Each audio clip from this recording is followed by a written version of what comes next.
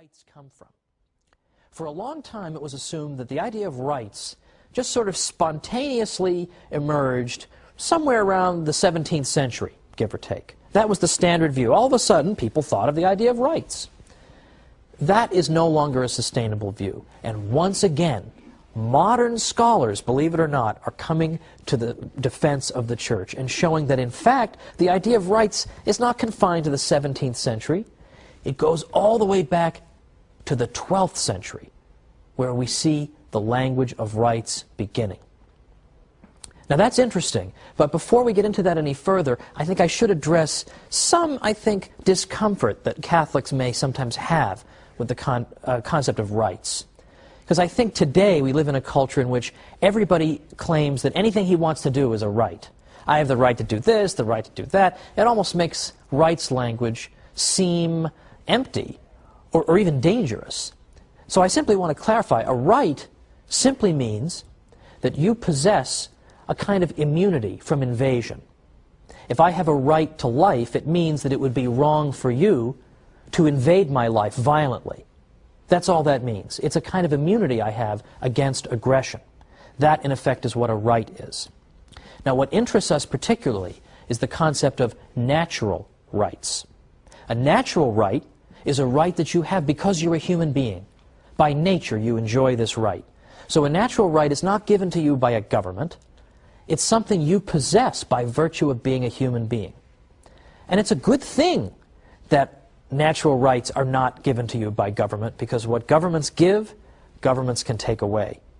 So the concept of natural rights is what really matters. And the reason that the concept of natural rights can be born in the 12th century is that that was a culture in which the language of rights was already very prevalent. And so the concept of natural rights had fertile soil in which to grow. For example, in the late 11th century, popes and kings were having a war of words in the investiture controversy. Who's allowed to appoint and install bishops? Well, popes would speak about their rights, and kings would speak about their rights. Lords and vassals in feudal Europe, they have rights and obligations. Medieval towns had rights against the king. So, in fact, the concept of rights is embedded deeply in the 12th century. But what develops out of it is the concept of natural rights. Now, how is that different? The right I have as a pope to install bishops is not a natural right. Not all human beings have the right to install bishops. That's a right you have as a pope. A natural right is a right that everybody possesses by virtue of being human. But people who are constantly thinking about rights, the rights of the pope, the rights of the king, the rights of the lords, the rights of the vassals, the rights of the medieval town, well, these are people who are going to start thinking, aren't there just rights that human beings possess because they're human beings?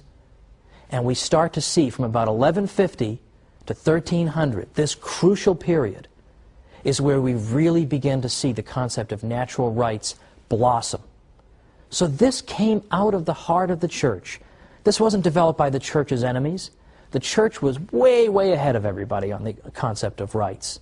But now let's take this idea and develop it even further, because we're going to be coming back from the break in a minute. We're going to talk more about why natural rights are so important and the Church's role. So come on back and join me.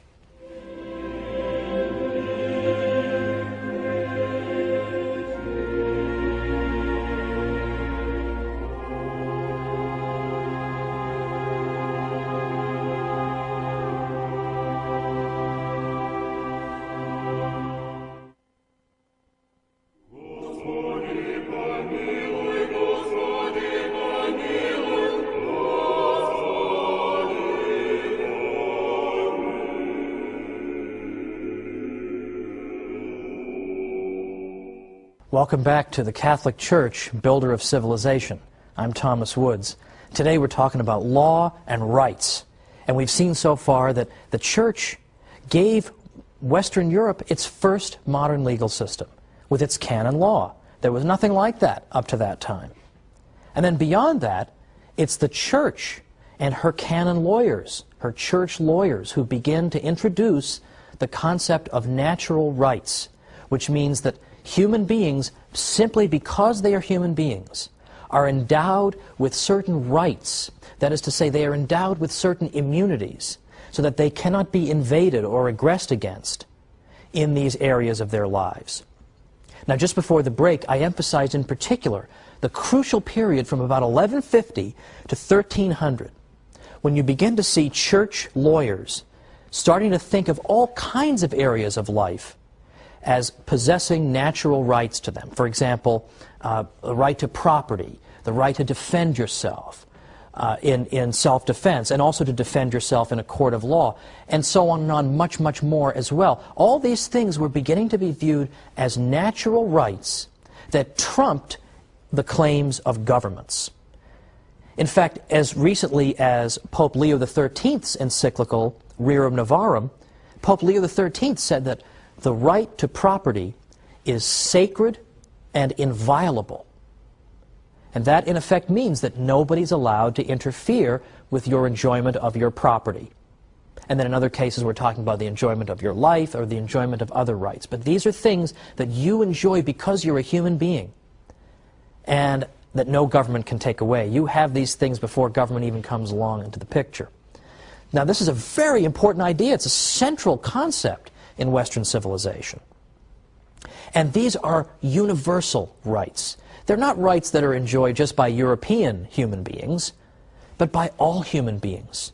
And they're not rights that are enjoyed only by Catholics, members of the faithful in the state of grace, but these are rights that are enjoyed by all people, regardless of what faith they profess. Now, it's interesting to note that in the 13th century, there had really begun to develop a very exaggerated understanding of the Pope's authority. That it was argued that the Pope, because he was the vicar of Christ on earth, in effect owned everything. And individuals enjoyed their possessions only because he allowed them to. And in the 13th century, Pope Innocent IV specifically renounced this view and said no. He said ownership, possession, and jurisdiction can belong to non-Catholics as well. Because the original argument was that the Pope owns everything and he lets Catholics enjoy property, but he has the right to deprive others of property. And Pope Innocent IV said this is complete nonsense. Catholics and non-Catholics alike, regardless of what the Pope believes about them or wants to do, can own their own property, because all rational creatures were intended to have the right to property. So this concept of rights begins to develop over the centuries, beginning with 1150 to 1300, and it reaches its height and its culmination with people we call the late scholastics, people in the 16th and 17th centuries. And in particular, the scholastics who were teaching at Spanish universities, and I mentioned before the University of Salamanca, they taught that not only do Europeans and not only do Catholics have these rights, and not only do non-Europeans and non-Catholics have these rights, but also peoples we've never heard of before. The natives of the New World, we're just meeting for the first time.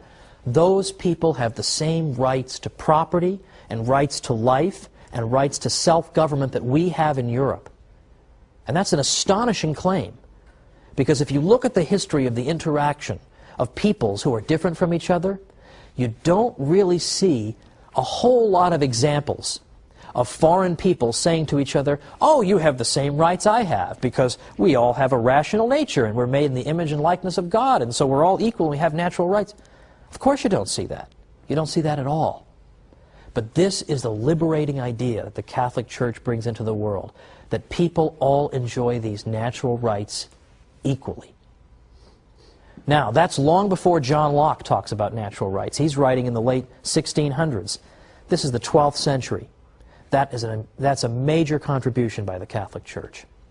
Well, finally for today, my last segment involves an aspect of Western law that has been almost completely forgotten, but that thanks to Harold Berman, whose book I earnestly recommend, Law and Revolution, it's been resurrected.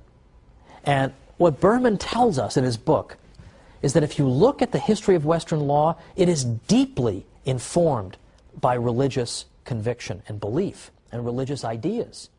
And he says that if you really want to understand Western law, you have to...